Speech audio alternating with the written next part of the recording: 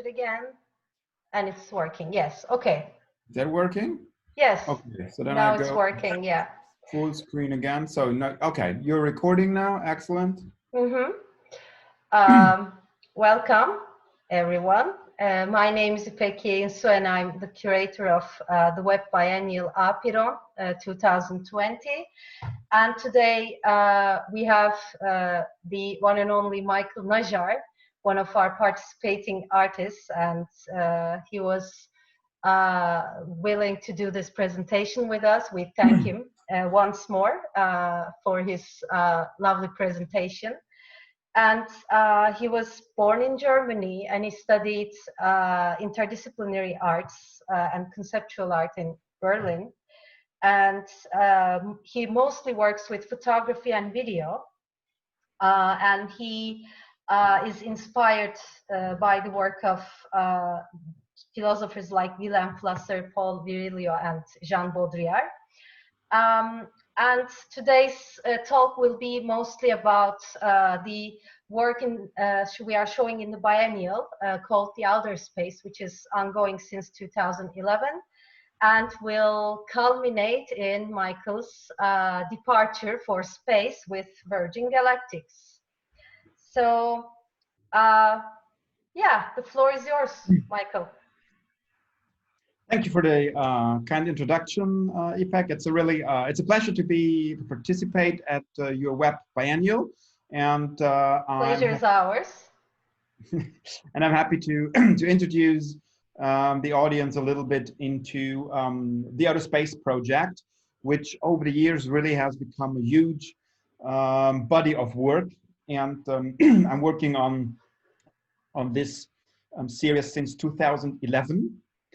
And basically, the Outer Space Work series deals with the latest developments in space exploration and the way how these new developments will shape our future life on Earth and Earth near orbit and on other planets. And the whole series started in 2011 when I traveled to Kennedy Space Center, and I saw the last launch of an American space shuttle. So that was Atlantis, and that launched in June 2011. And I photographed this launch. It was the first time ever that I saw a rocket launch and a shuttle launch, and it was a mind-blowing experience. So that was really absolutely breathtaking. And that kind of was the initial spark for me to, first of all, to work on that topic of space exploration, because the end of the shuttle program kind of marked also the end of an era. And on one hand, people were sad and kind of depressed that the program ended and people didn't know how things will move forward. On the other hand, it was clear to me that something new going to happen, and new players will come into this field. Private companies like SpaceX and Blue Origin and Virgin Galactic suddenly showed up.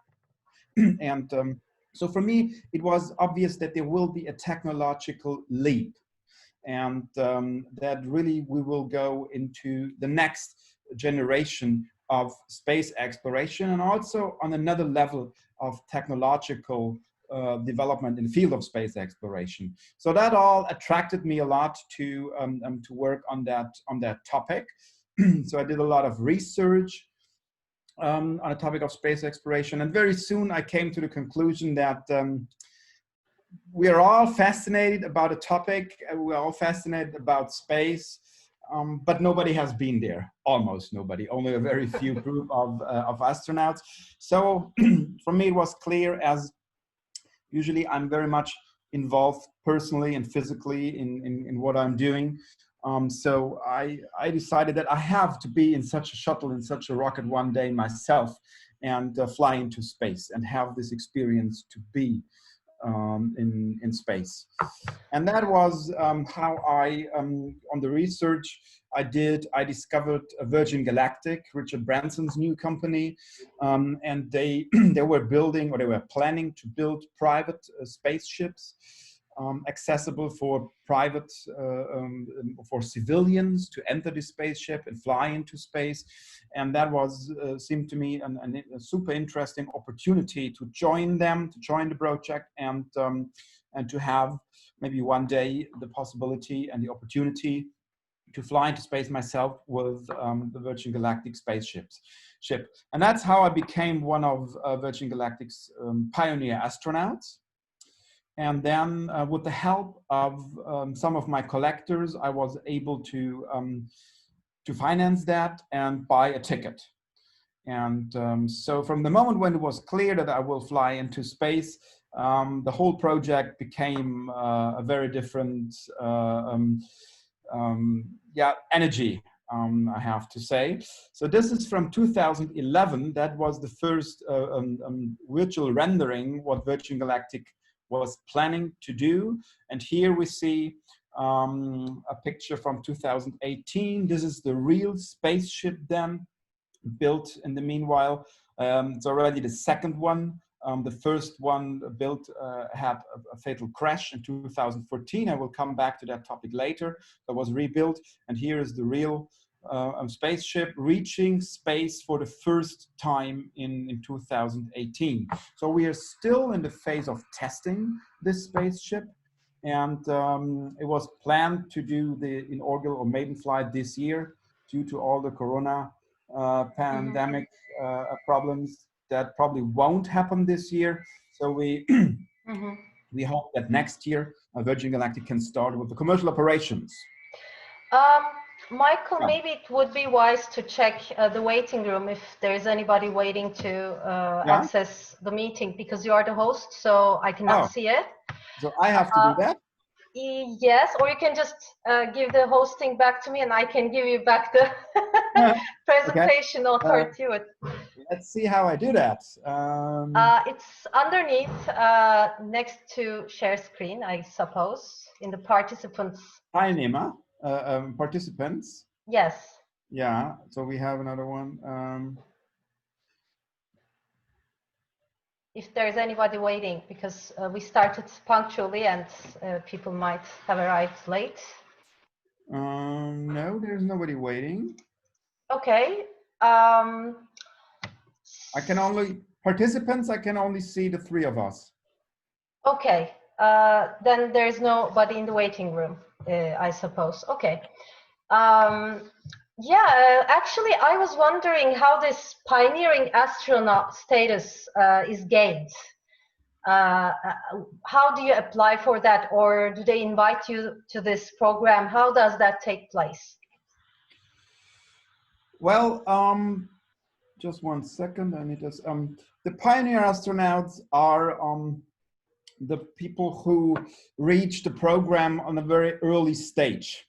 So they kind of shape the program's scope, right, in a way? Yeah. I was joining the program in 2011, no, 12, in 2012.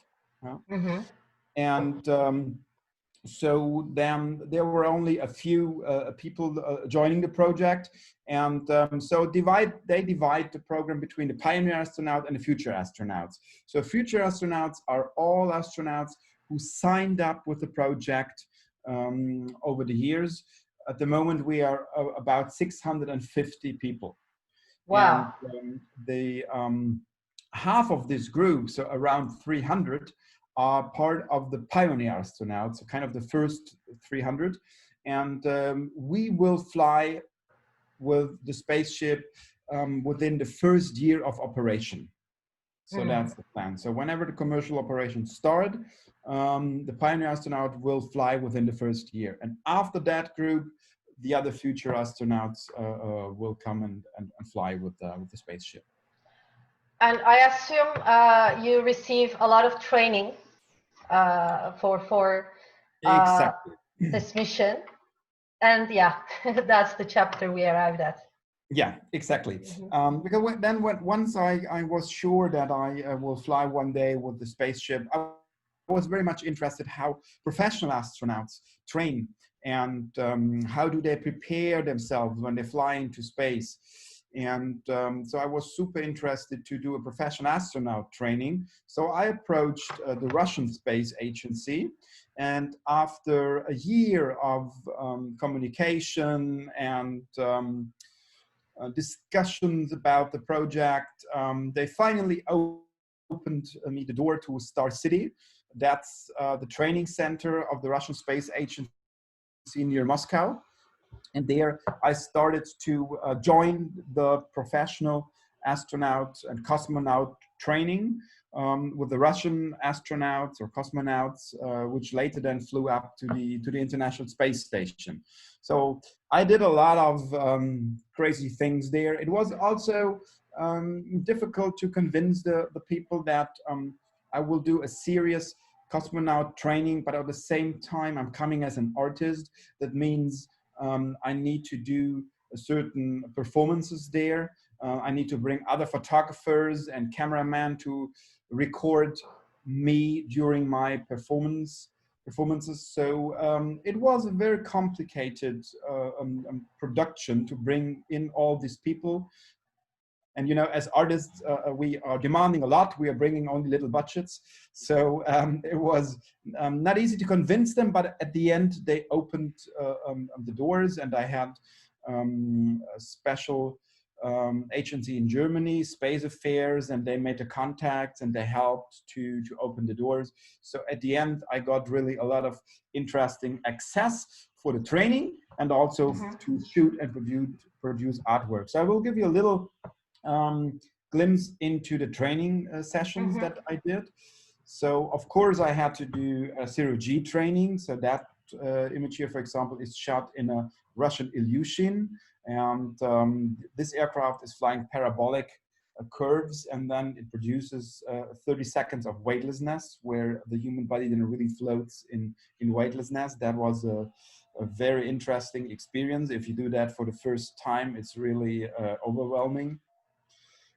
I had training sessions in a Russian Soyuz spaceship to see a little bit how the spaceship is built, how the technology works, how the command panels are working. So this is on the real Soyuz spaceships with the Russians are using to fly to the International Space Station. I did an underwater spacewalk training. That was very exciting. So they have a huge hydrolab there, which hosts a gigantic mock-up, a full-scale mock-up of the International Space Stations, of the Russian module of the International Space Station. And there I was trained to how to move and to work in a space suit, and also in simulated weightlessness. So here you see me in the spacesuit working on the mock-up of the Russian module of the International Space Station, and that's all done in 12 meters depth. Wow! And is it because of the perception of the weight is similar to the outer space under those circumstances? Yeah, it's a perfect simulation of a weightlessness. So your body feels completely weightlessness in the underwater, and also it's a pressured astronaut suit. So you really feel like floating in weightlessness. Because normally underwater you feel more pressure than ground zero. So yeah, but not if you're in a pressured astronaut suit. Amazing. So the suit itself was extremely heavy. It was about 150 kilograms. Wow, so, that's something. They lifted me up with a crane. Then they let me down in the water, and the same when I had to go out from this huge hydrolab, then they took me out with a crane. You need to be in very good shape to be an astronaut, right?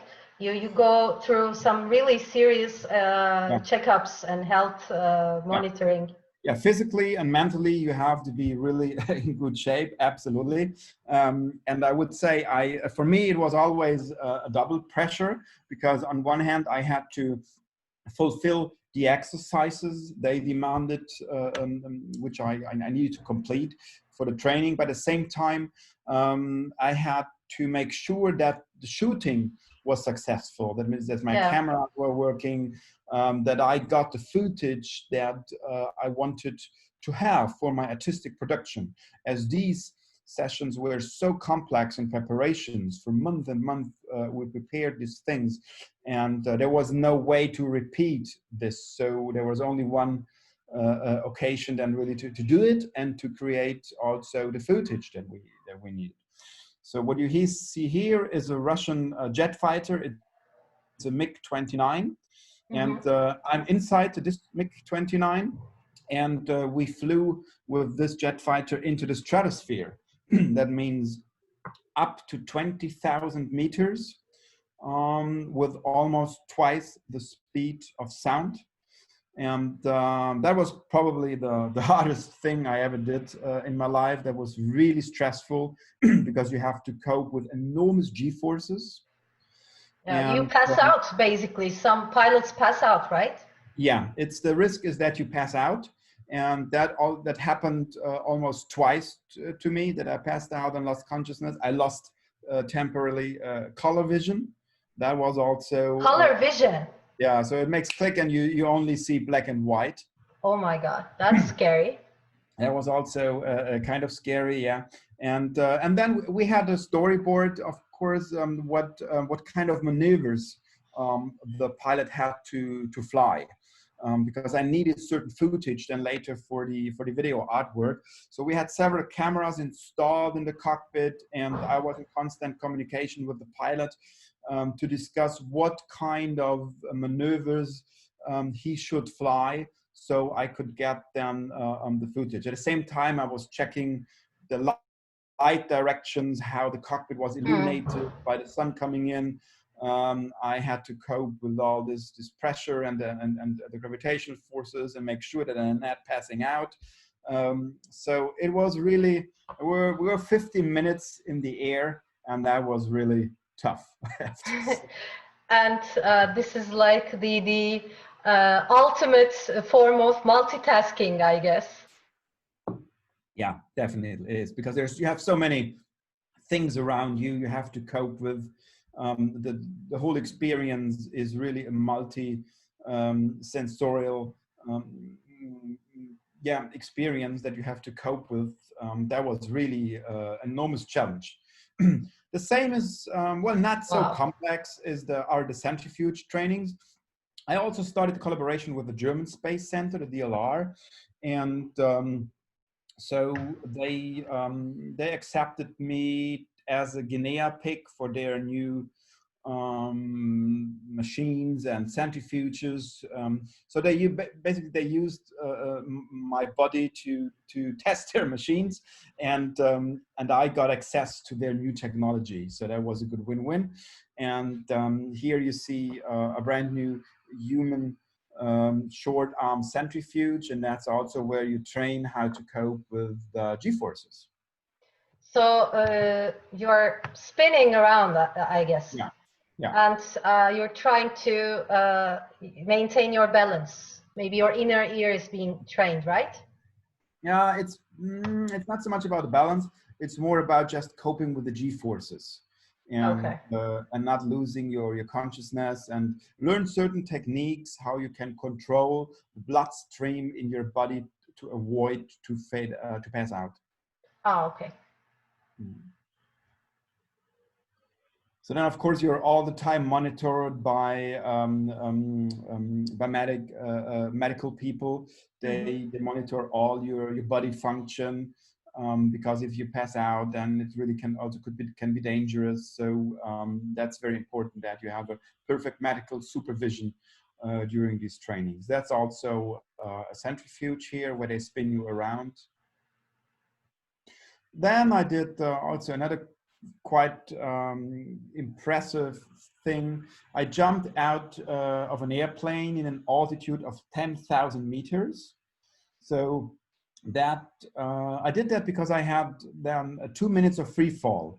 And what better you can do to experience the force of gravity than seeing your own body falling towards Earth's surface.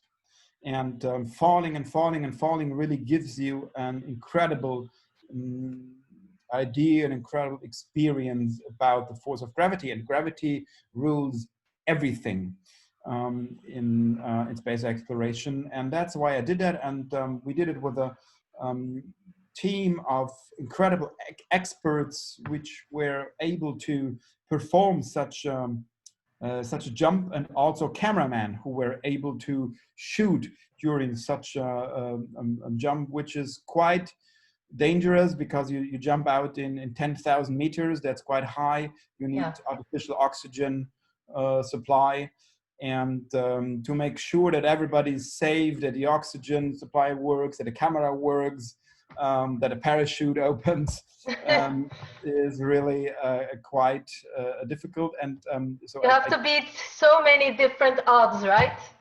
Yeah. In one. Yeah. And so I did a tandem jump here, and here you can see then that's in 10,000 meters when we jump out of the aircraft. Goosebump. But I'm sure it's such a liberating experience.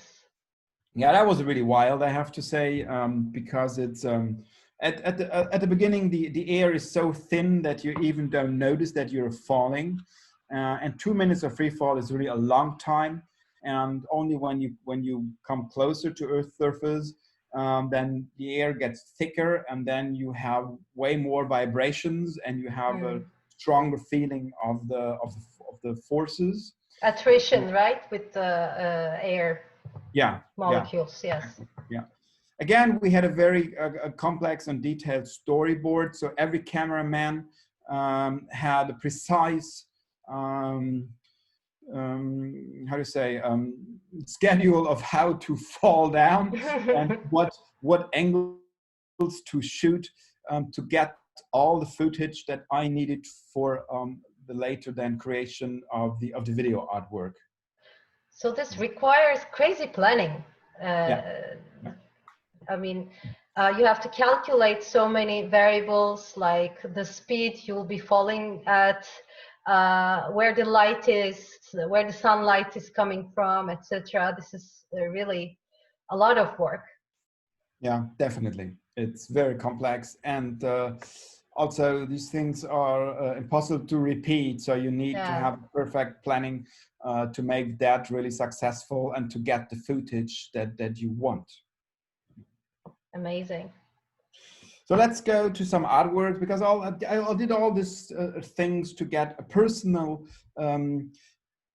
experience, which is also the base for my artistic creation. And so I will show you a selection of artworks from the series, and I grouped that thematically in different groups. Yeah. So that makes it a little bit better understandable how complex also the connections between the images are, and what kind of topics I'm addressing in that body of work. So let's start with the human body in space. That's of course one of the key aspects. And as you have seen with all the trainings that I did, it's not easy to bring the human body in space. So here I show you some artworks which addresses to this topic. This one here, which is entitled Kinetic Drift. One is one of my favorites. That's one of your favorites? Yes. So that shows me during my zero-G training. And during the training, I did hundreds of several shots in the state of weightlessness. And later these shots are recomposed to this environment, what you see here. It kind of relates, of course, to the inside of the aircraft that we have used for that. But it's, in fact, it's a fictive space. But it gives the idea what happens when you do these trainings, because you lose totally your sense of orientation. You don't know where's up, where's down, where's right, where's left. So your inner sense of orientation gets really totally crazy.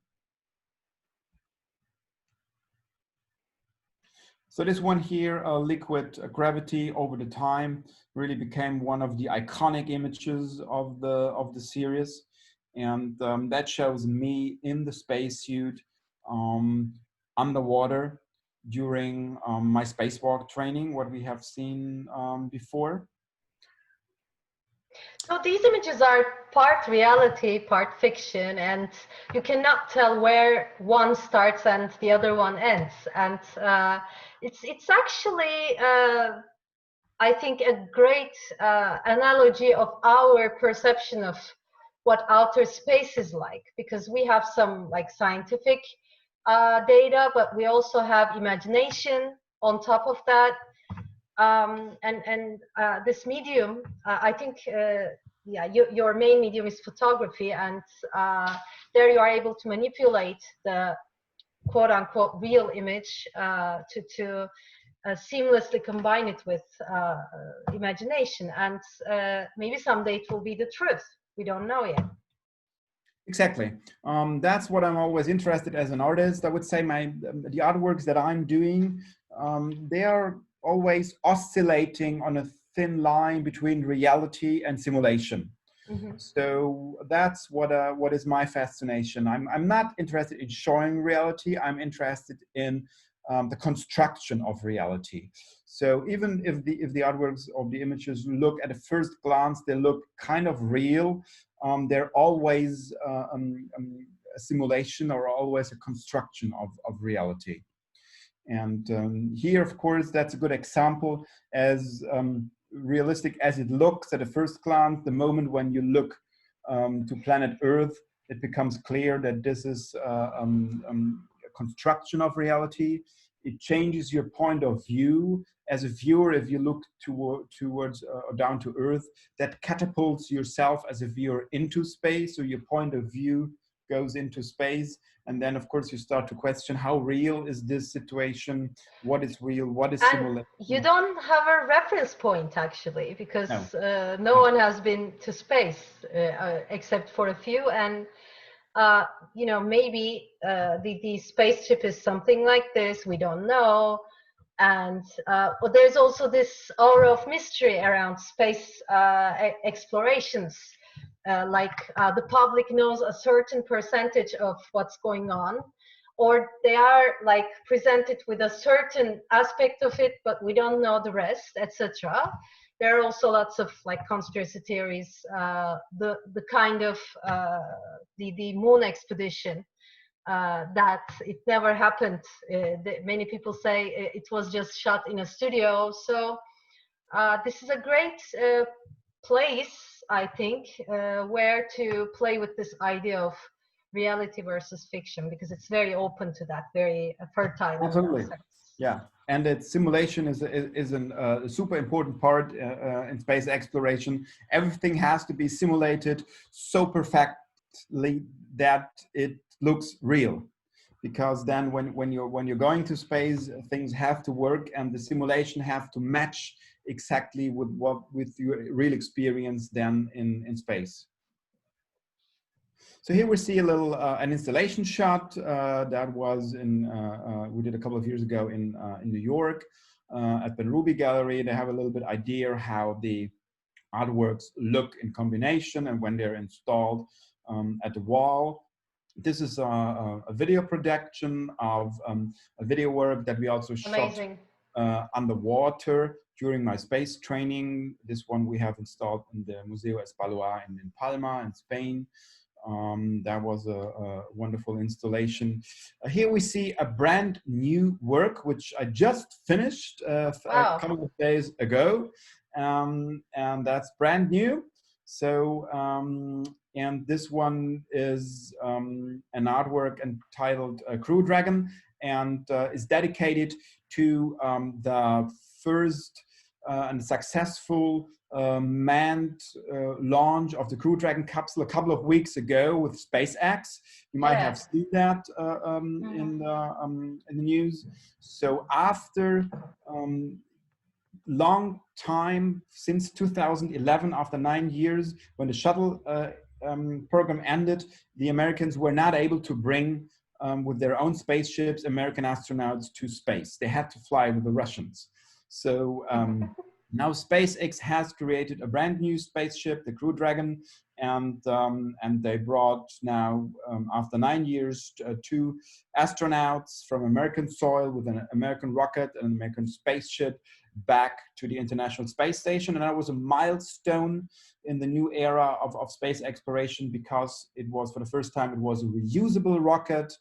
And the whole design now is a brand new aesthetic in the spaceship, the spacesuits, the spaceships itself, everything looks now. The suits were actually very harshly criticized in terms of the suits, spacesuits for the SpaceX were harshly criticized. By whom and why? The general public in social media. Why were they criticized? They felt like they looked like very retro, something from the 70s, from Star Trek, etc. I saw a lot of comments around that. Really? Yeah, I would say they have a kind of retro futuristic aesthetic. And I could see many references also to Stanley Kubrick's 2001: A Space Odyssey. If I looked at the design of the space ship and their spacesuits, I think Elon Musk was quite influenced also by 2001: Stanley Kubrick. Mm-hmm. And but compared to what we have seen before in the last decades and years, and also what the Russians are using since the 70s, this is definitely a new visual aesthetic that we're seeing now in space exploration. Sorry, I was a bit weird. So the human body in space also includes the artificial human body in space, because human robots will play an important role also in space exploration. And the work we see here, this robot was photographed in Scotland, in Edinburgh, at the Robotic Research Centre. And this robot one day will travel to Mars and start exploration on Mars and prepare the first human landings on Mars. So human astronauts will collaborate with humanoid robots on space exploration. So that's also super fascinating topic. And besides robots, also one day kids will fly into space. What until today is of course impossible, but we will reach the point where also younger kids will be able to enter a spaceship and fly into space. And that's also very important, because this generation then will bring us a totally new idea of what space exploration means. And here, what you see here is a reference to liquid gravity, the picture that you have seen before, where I am in the spacesuit. Here we have a young boy which is floating in and you have the window and Mars. Like you had the Earth in the other one. Exactly. Yeah. Amazing. Because we will start to colonize definitely Mars in the next decades. So people will go to Mars, live there, and one day kids will be born in space. We will see one day the first space-born baby, and that it will really be then a milestone for a new generation, a space-born generation. Amazing. Yeah, and it's actually a bit scary, because will we be able to take a newborn and let him choose where to live, and it's not possible to change your location maybe in a lifetime yet. It could take you decades to go from one planet to another. So shall you wait for that kid to grow up and blah blah? There are lots of questions surrounding those things, I think, and it's another, of course, topic, but of course these are things we will have to think about. Definitely. These are all topics that with the artwork that I'm doing, I want to encourage people to have this discussions and think about what all that means for our Mhm. future generations, for our kids, for our grandkids. They definitely will live and work in Earth near orbits, on space stations, on the moon, on Mars, and we should start this discussion now because it will Yeah. come quicker than we think. So from the human aspect of this topic, let's go a little bit more technical now to Mhm. see what happened in what kind of technological leaps we could see in the last years, what will come in the future, and there was really a lot of things going on, and so I have chosen some artworks which are addressing this topic. Of course, the most interesting of all is a rocket launch. Yeah, that's always a mind-blowing experience. We have seen the shuttle launch at the beginning. Here we see a Russian Soyuz rocket launching into space, bringing a satellite into space. This launch was in French Guiana. Mhm. There is the European spaceport, but also the Russians are launching some of their Soyuz rockets.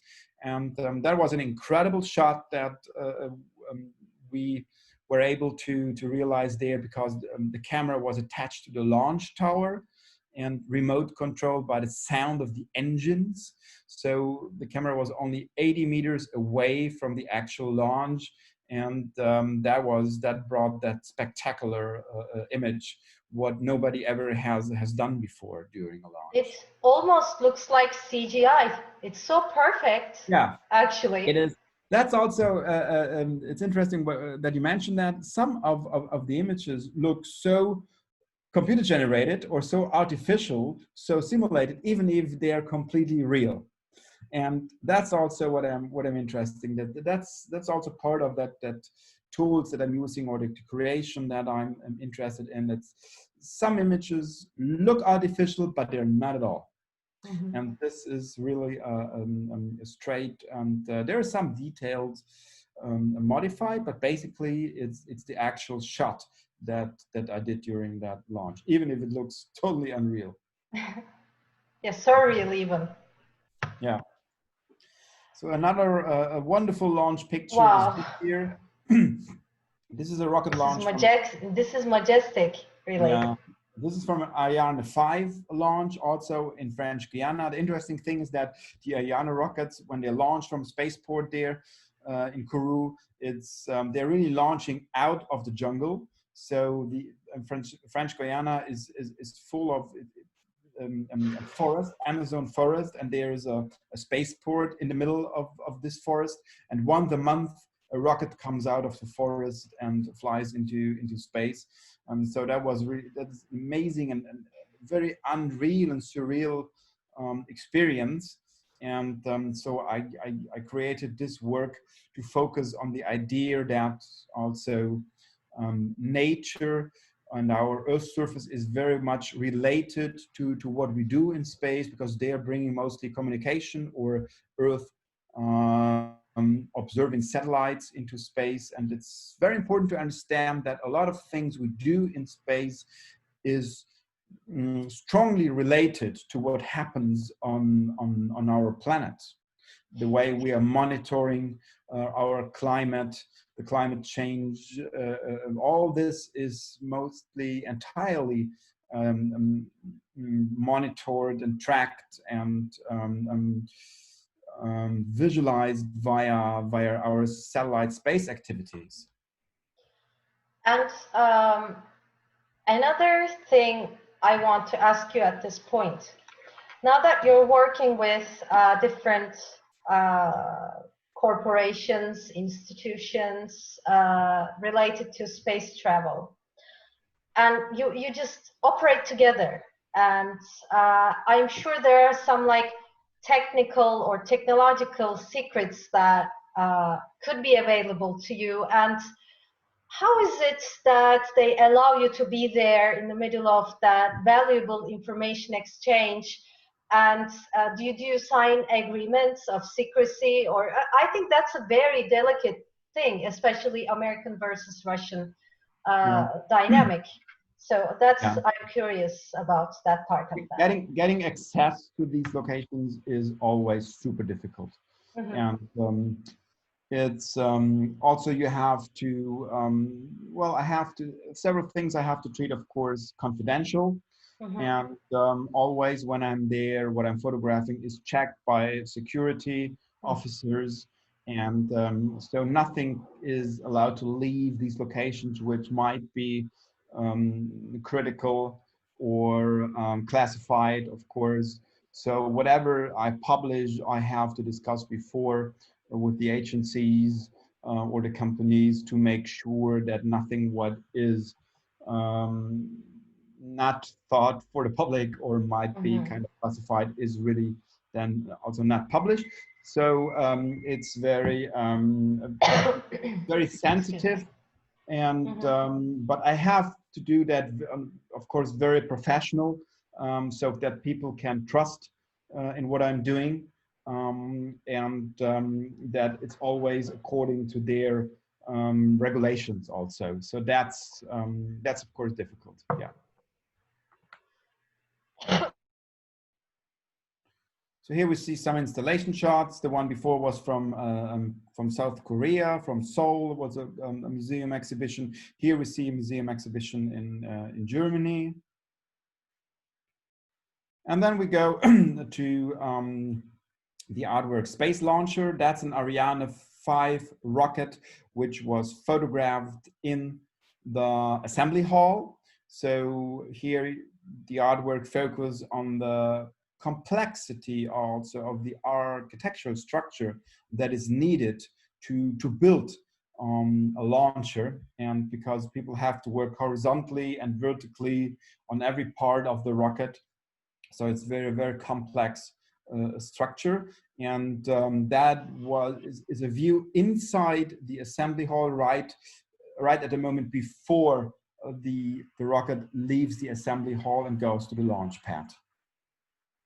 Of course, these are all perspective and insights that usually are not open to the public.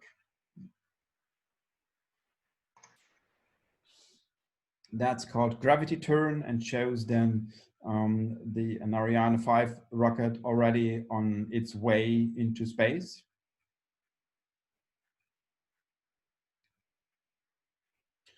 This is how. Whoa.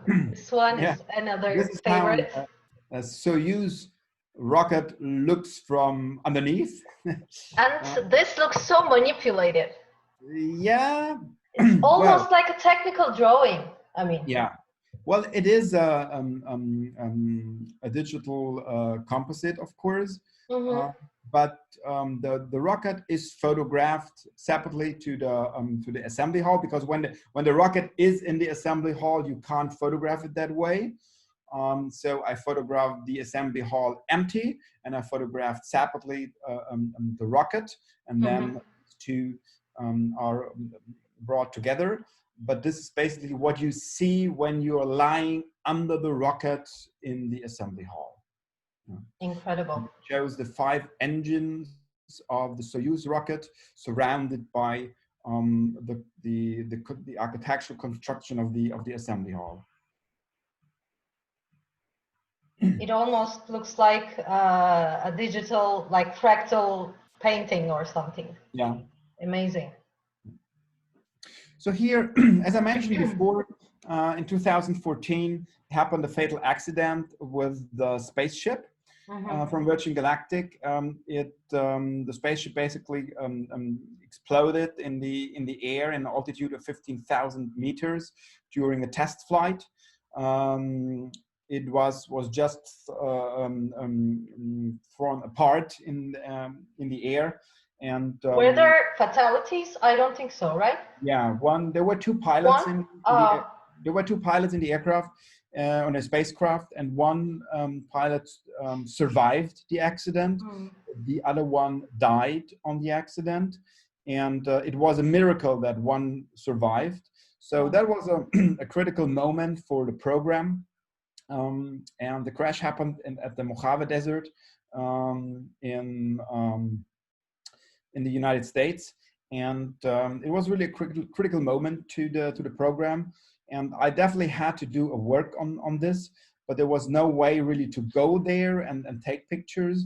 So what I did, I did a composition which is inspired by Caspar David Friedrich, the German painter, and he has a very famous painting which is called The Sea of Ice. And this artwork here is a recomposition of Friedrich's painting, built with parts of the wreckage of the spaceship. So basically, I collected all the photographs that I could find from my press colleagues, which were on site photographing the accident. And then I put all these parts together to recompose Friedrich's painting with hundreds of little parts of this accident. So it's precisely, it's 100% the same composition, but all made of spaceship wreckage parts. Is that understandable? This reminds me of your stock exchange work back in the day, because that was also playing around with the idea of like information and topography, and here you're kind of referencing artistry, but also building a new aesthetic out of it. And there it was more like a tribute to nature, but here it's more like a failure of human efforts. You can also see in the background that also the mountains are modified a bit, like in high altitude series. The mountain here reflects the shape of the top of this spaceship composition. It's reflected in the mountains, and they're also alterated a bit. Exactly as I did in the high altitude series.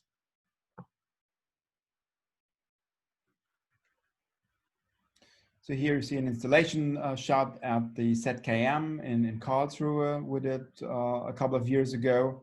That was part of the Globale exhibition taking place there. That's also kind of a new work which I did 2 months ago, which it's entitled Strange Eden, and shows the construction work of the new launch pad for the next generation of European rockets, the Ariane 6, and the launch pad is currently under construction in the jungle of French Guyana.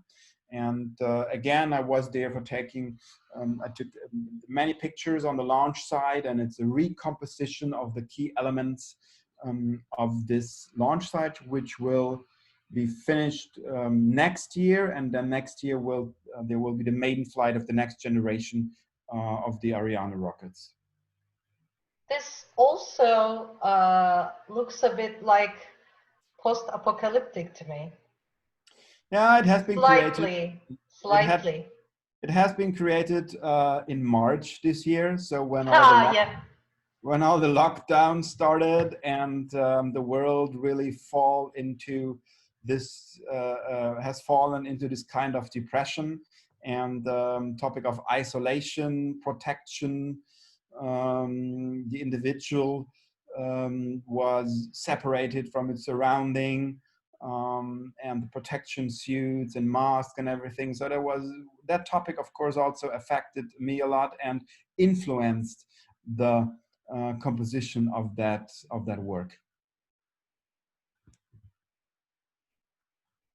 Amazing. This is also Ascension. Ascension is also a new work which has been created in the month of the Corona lockdown, and it visualizes a very fascinating idea, the idea of creating a space elevator. So we are discussing this idea since many decades. It appeared in the late 60s, 70s in scientific discussion, and then in a novel of Arthur C. Clarke, The Fountains of Paradise. There, for the first time in literature, this idea came up of having a space elevator and connecting a space station which is flying up in geostationary orbit um, with Earth's surface via a cable. And on that cable, then an elevator cabin can travel up and down, bringing payload or even humans then up into space and bring them to to the space station. So that's still something very let's say fictive and far away, but there's a Japanese company heavily working and investing in that project. And I would say from the mid of this century on, such a space elevator could become reality. And Ascension, of course, has this reference of Jesus and the heavens and everything. And the humans have always tried to reach heavens and reach the skies. So this kind of references all that mythology as well. And we came to this point where that mythology has become a scientific possibility. And it's amazing to think of it that way. Yeah, absolutely. It's absolutely correct what you're saying. And it's connecting the heavens with the earth. And what was a mythological or philosophical idea and dream will become technical reality one day, definitely. And that would revolutionize a lot the way how we use an Earth near orbits, because we would be able to bring a lot more payload up into Earth orbits with that space elevator. So let's go to the topic. So we still have two groups I'm addressing to. So this is the third one, which is astronomy, big data from the universe. Here we have a work that I did last year. It's portraying the large detector at CERN. CERN is in Geneva, a large particle detector. And what they basically try to do, it's the biggest machine humanity ever built.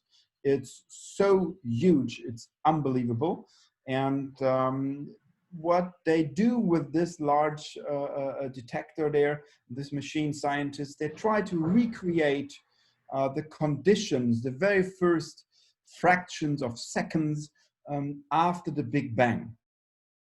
And try to understand how materia was created, how particles behaved, what happened after the Big Bang.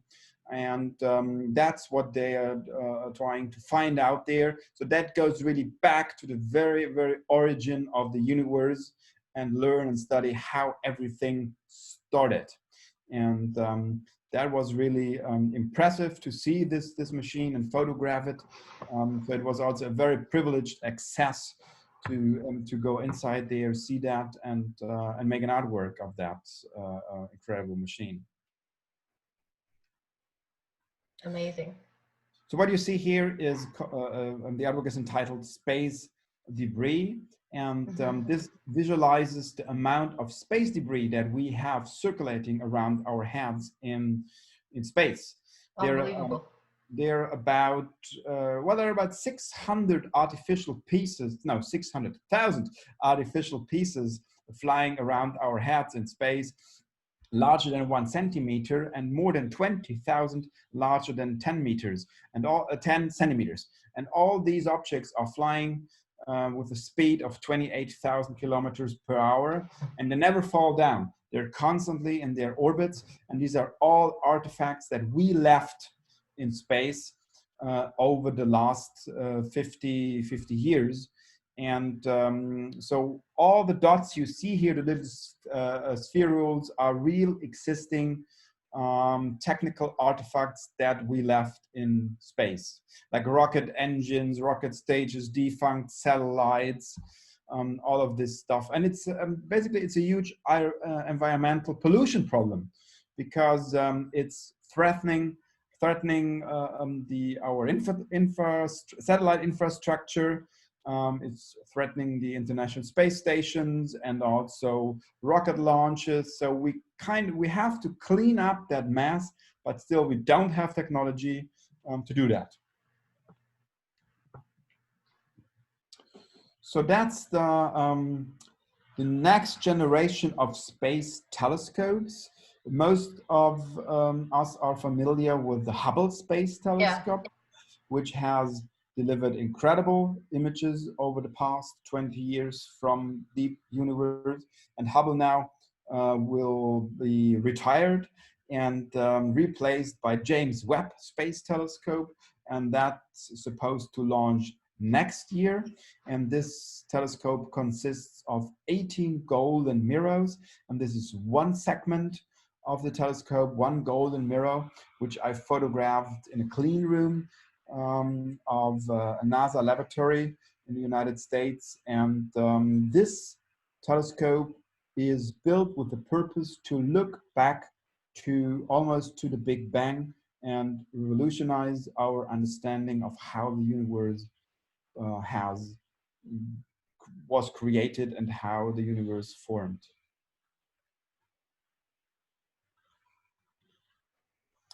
This is also one of my favorites. It's called FAST. It's the largest radio telescope on the planet, built in China.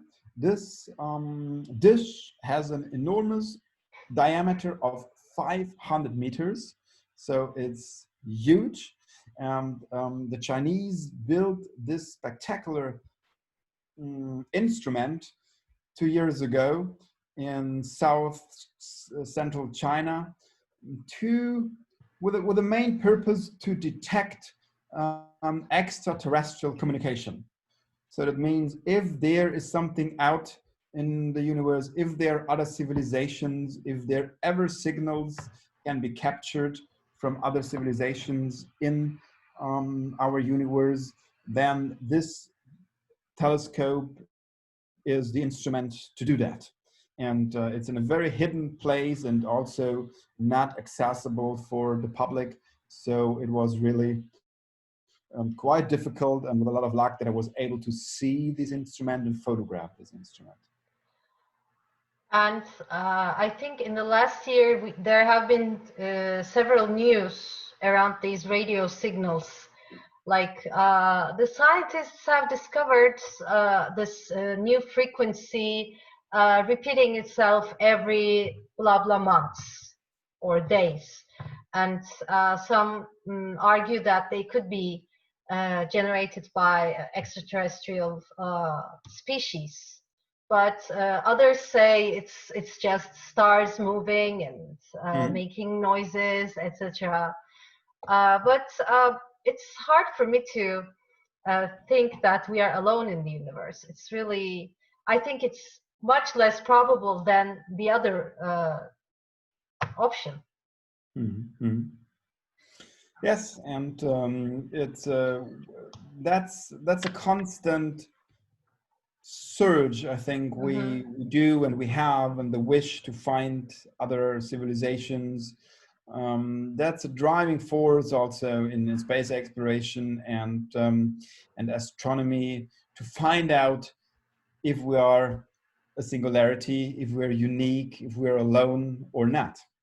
And that addresses a lot of fundamental philosophical questions about our own or positioning within the universe and our understanding of what we are and why we are here on this planet.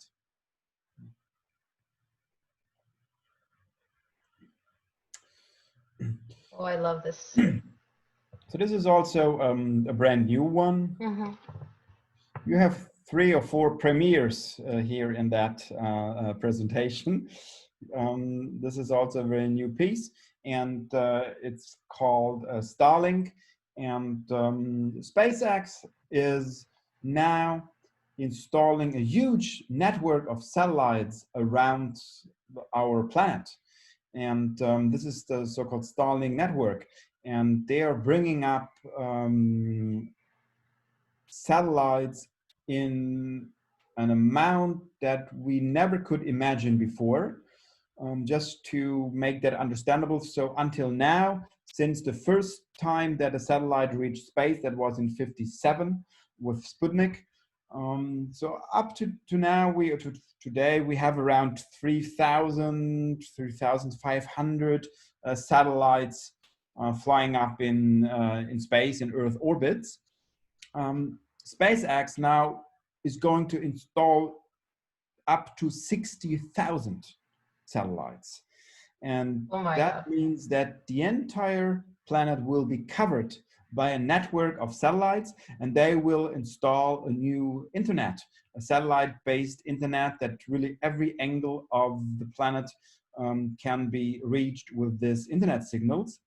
And that's a technical story behind, but the thing is that these satellites are visible with the naked eye when you look into the starry sky during the night, because they reflect, they're on a very low orbit, and they reflect the sun.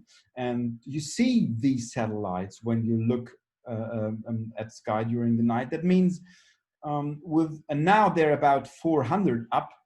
If there's 40 or 60,000, means we will never again look into an untouched, starry night sky. We will always see satellites flying around, artificial objects crossing the night sky. So the time where we have a virgin night sky is gone.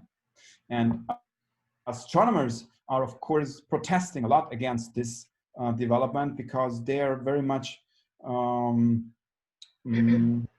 it causes a lot of problems to their work when they do their measurements of the Milky Way and the universe. They are very much disturbed. And what you see here is a real telescope shot done early this year, in February this year, when a telescope in the Atacama Desert then photographed the flybys of these satellites. So these are the light scratches you see here are real scratches from satellites that are flying. It's a long-term exposure, but satellites that are flying over the night sky. This is terrifying. Yeah, it's what I call these are what I call post-natural landscapes that we have to deal more and more with in the future. And the night sky also will be a post-natural landscape, because it won't be untouched anymore. This is a very futuristic and far away event. So in about 4 to 5 billion years, our galaxy, the Milky Way galaxy, is going to collide with our neighborhood galaxy, the Andromeda galaxy. Yeah.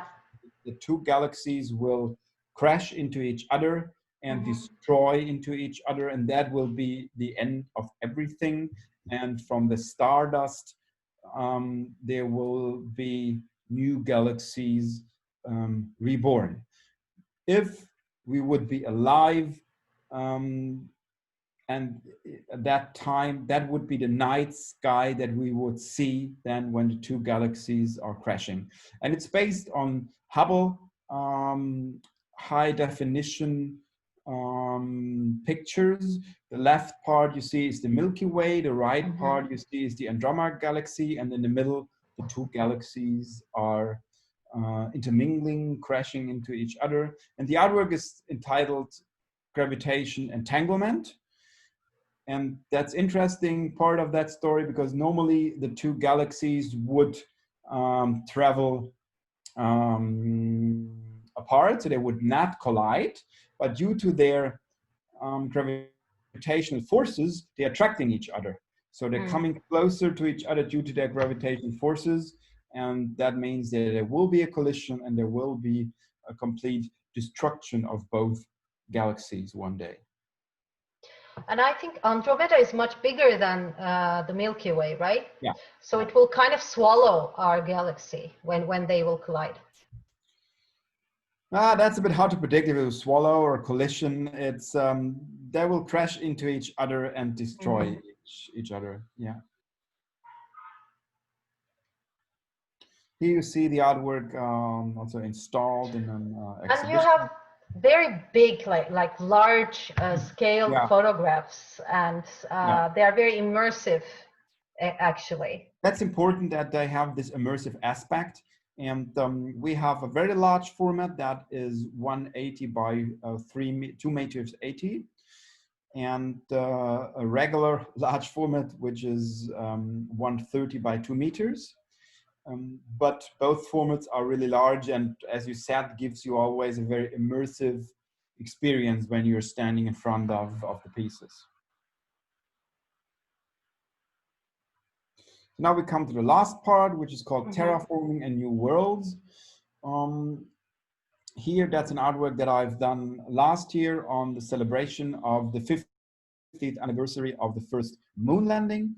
And what you see here is a really spectacular triptych, which shows all the 12 moonwalkers in one image. So 12 people have landed on the moon between 69 and 72. And these 12 people are here together on the moon. And the interesting part is, or I have to tell a story behind, I have the entire archive of every Apollo image taken during all the missions, and as raw scans. So these are about 4,000 scanned negatives that I have in my archive. And I went through all this archive, and I was very fascinated about the fact how many scientific experiments the astronauts conducted on the surface of the moon. And based on this footage, original footage from the Apollo astronauts, I have created a fictive moon landscape, and I placed all the 12 astronauts then there in this moonscape, and they're all working and conducting their scientific experiments. This also looks like an origin myth from the future. Sorry, like an? Like an origin myth from the future. If we go to another planet, maybe we will have some like temples where we will have these images contemplating how life started, how our human life started on that planet, etc. Yeah, I mean, there was really, well, these 12 men, they're probably the most exclusive club or team in the human history, because they were the only 12 people stepping on another celestial body and doing scientific experiments on another celestial body. So it was really a milestone in human history. 12 is an interesting number because you have the 12 apostles, for instance. It's really curious, really interesting. That's also how the composition is done. You can see they're kind of standing in a circle. If you, with your view, if you go above, if you would fly over this situation, then you would see a circle. So they're all standing in a circle. And on the left side, you have Apollo 11. And the middle part of the triptych is Apollo 12 to Apollo 16. On the right side, the right wing shows the last mission, Apollo 17, with the last man on the moon. And since 72, we have not returned to the moon. And now it's starting really to become reality. 3 weeks ago, I photographed parts of the new spaceship, which the Orion, which now is going to land on the moon again by the year 24, 25 maybe. So the next moon landing mission is now really becoming reality and on the way, and humans will return to the moon in the next years. It still will take a little bit longer, but in the next decades, definitely, we will also land on Mars, and we will bring humans to Mars, and humans will stay on Mars. They have to stay because they can't easily return. So they have to stay there for a while. And this work here is called Sense of Mars, shows an habitat on a Mars-like surface. And the landscape picture was taken in the Atacama Desert. And this is precisely the spot where scientists are testing the Mars rovers. So Curiosity, for example, was driving there and tested exactly there before sent up to the Mars surface. And the habitat you see is these kind of geodatic cupolas. I shot in southern England, in Cornwall, and it's a kind of a biosphere project that they have there. These cupolas are hosting plants to see how plants can live and survive in a closed environment. And it will be probably the first kind of architectural structure that we will see one day on Mars when people start to settle there and to build Mars colonizations there. This is called Space Garden, and this is refers to what you have seen before, the cupolas. Inside the cupola. This is inside the cupolas, and the artwork called Space Garden refers to the topic of how plants can survive in a zero-G environment. That's very important because we need plants for oxygen production, for the well-being of the astronauts, but also for food production. So many experiments are going on the International Space Station, for example, to test and find out how plants can survive in a zero-G environment.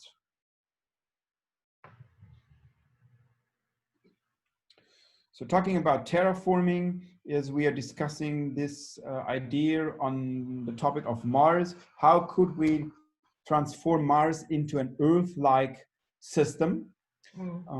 Mars once had an atmosphere and was an Earth-similar planet before it lost the atmosphere and transformed into what it is today.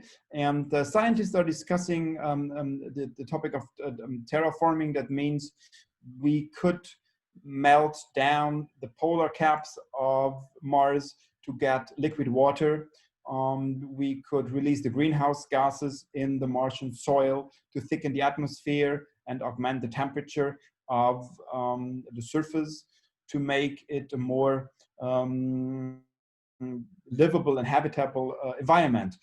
But on the other hand, we are applying these techniques already on Earth with a negative output by destroying our climate.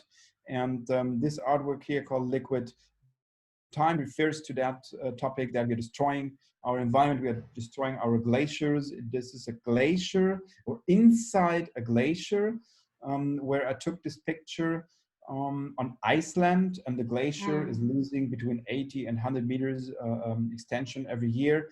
And this is an ice wall at the moment of transformation, the moment of going from solid ice into liquid water. It's melting down.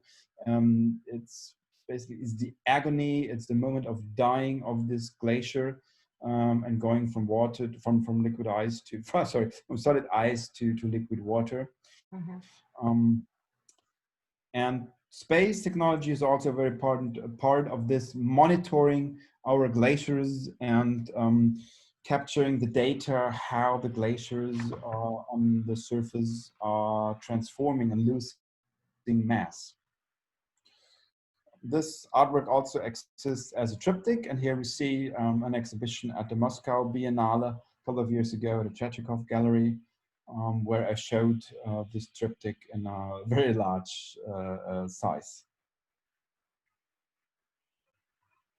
Here you see other works also. You see the Space Garden and two other works, part of that biennial, and also addressing to the idea of terraforming. And last but not least, coming to this picture to end the presentation. This is called Europa.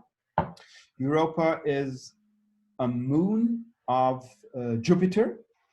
And years ago, NASA detected that this moon hosts a gigantic ocean, which is about 100 kilometers deep. And the ocean is hidden under a massive ice sheet. Mm. And that means the ocean is 10 times deeper than our Earth ocean. And it's the most likely place in the universe we know so far for other life forms. And they could find that out because there were cracks on the surface of this ocean. And through these cracks, water was catapulted into space. And then the water crystallized in space. And with a satellite fly by and fly through these clouds of water, they could analyze the water. And they found out that it's salty water. And that's how they discovered the ocean there on the moon. And then this crystallized water was falling back to the surface of the moon, building layered ice towers on the surface. And what I did, I combined photographs that I shot on the surface of, that I shot in Iceland, glaciers on Iceland, with photographs and pictures that the satellite shot from the surface of the moon. So a hybrid landscape here, again, a post-natural landscape. What you see on the bottom is an Iceland glacier, but with the formations that are existing also on Jupiter, on Europa. And the whole middle part is the real moon surface. So these are satellite images from the moon surface. And the upper part are the frozen clouds, again, floating in the air. That's also a picture that I shot on Iceland to visualize this idea that the water was freezing in space or in the air. And then you see on the left side, you see a little figure. Yeah. Again, this is very much Caspar David Friedrich inspired composition, and you see that backside figure. It's a little astronaut walking there on this ice surface, and it's a metaphor for our innate sense of discovery of new worlds, of new habitats where we can maybe live in. And that's all, that brings all to the point what's happening now with all the space explorations we are starting now, and also in the next decades we will start to leave our planet, and we will start to colonize our own solar system and expand as a human race into space and into our solar system. Michael, thank you so much. This has been so enlightening and inspiring. And I felt like the stuff we are dealing with on our daily basis are so trivial compared to these incredible plans regarding all humanity. And I felt really, small and pathetic right now. Yeah, I hope that I could give a little overview over the work that I've done over the past years, and introduce you and the audience a little bit into that work. And we all hope that we will go back from all these virtual presentations and exhibitions, yeah, to amen. real biennials, to real museum shows and real gallery exhibitions, so that and real space expeditions also. And space expeditions, that people will have the opportunity really to also experience these artworks then in real. And so whoever is interested in that, we always post on the website all the upcoming exhibitions, and also on Instagram. And there is always an update about the projects, behind the scene footage, and upcoming shootings and exhibitions. So whoever is interested can stay tuned here on that channels. Thank you very much, Michael. It was such a pleasure to have you here today. Oh, my pleasure. For those of you who want to explore further, we also have a link on our webbiennial.com website leading to Michael's outer space project. And of course, this presentation will also be available on YouTube shortly for those of you that have missed it. And thanks a lot. I hope this pandemic situation it ends soon, and you will start exploring out there for us as well. Thanks a lot for inviting me to the Biennial and for the opportunity to present the artwork here on that Zoom talk. It was a real pleasure. The pleasure is ours. Thank you very much, Michael. Thank you very much. You're welcome. See you soon, and have a nice evening. Thank you. Thank you very much. Same to you. See you soon.